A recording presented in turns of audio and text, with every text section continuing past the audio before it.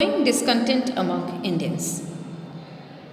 Now we are seeing that Indians are discontented with the Britishers. So why? India was an agricultural country. Almost its entire population depended on agriculture.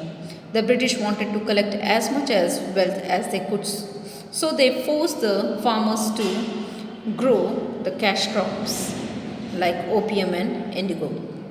So what we are seeing that the Britishers are forcing the farmers to grow indigo and opium, and we all know that indigo and opium worsens the fertility of the soil. Moreover, it is a cash crop, not a food crop. तो हम क्या देख रहे हैं कि Britishers चाह रहे हैं कि फार्मर्स क्या उगाएं, ओपियम और इंडिगो, जो कि खेती को, जो कि ज़मीन की फर्टिलिटी को एकदम ही ख़राब करते हैं। साथ ही साथ ये एक कैश क्रॉप है। कैश क्रॉप वो होती है जो क्रॉप हम खाते नहीं हैं बल्कि बाज़ार में बेचते हैं। और फार्मर्स क्या चाहते थे? वो फूड क्रॉप उगाना चाहते थे ताकि वो अपनी 2 वक्त की रोटी पूरी कर सके।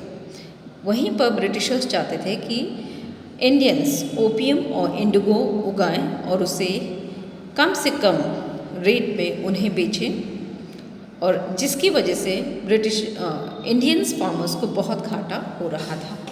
साथ ही साथ ब्रिटिशर्स उसी गुड्स को फॉरेन कंट्रीज़ में हायर प्राइसेस पर बेचते थे।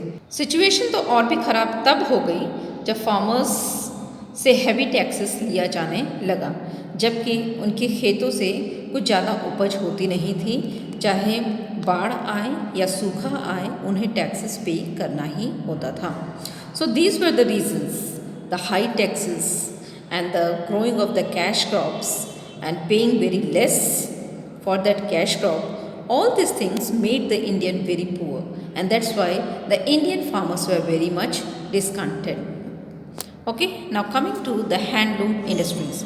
Now the Indian handloom industries suffered the same fate as Indian agriculture. यही हाल इंडियन हैंडलूम इंडस्ट्रीज़ का भी हुआ। जैसा कि हम जानते हैं कि इंडियन हैंडलूम इंडस्ट्रीज़ सबसे बड़ी इंडस्ट्रीज़ थी, सबसे ज़्यादा यही इंडस्ट्रीज़ वर्क करती थी इंडिया में, और इंडिया के हैंडलूम इंडस्ट्रीज़ पूरे वर्ल्ड में बहुत प्रसिद्ध थे। So the Britishers what they wanted, that they wanted to set back this industries. How?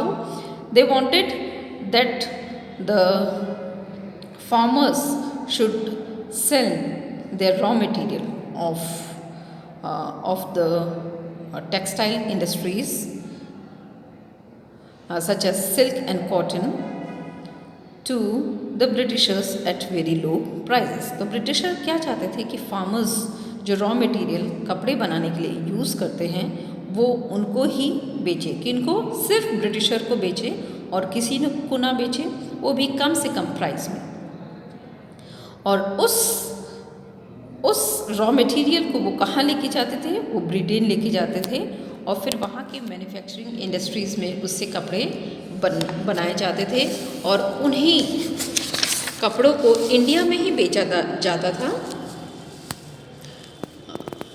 और इसकी वजह से इंडियन टेक्सटाइल्स जो इंडस्ट्रीज़ थी एकदम से ख़त्म होने लगी। तो हम क्या देख रहे हैं कि ब्रिटिशर्स ने एग्रीकल्चर का भी बुरा हाल किया, साथ ही साथ इंडियन टेक्सटाइल इंडस्ट्रीज़ का भी बुरा हाल किया, और इससे कॉटन ग्रोवर्स और वीवर्स जो कपड़े बनाते थे या फिर जो फार्मर्स थे जो कॉटन ग्रो करते थे, वो सभी अनएम्प्लॉयड रह गए। साथ ही साथ एग्रीकल्चर में भी लोग भूख से मर रहे थे, जिसकी वजह से कई फार्मर्स अपना खेत छोड़ के भाग जाते हैं।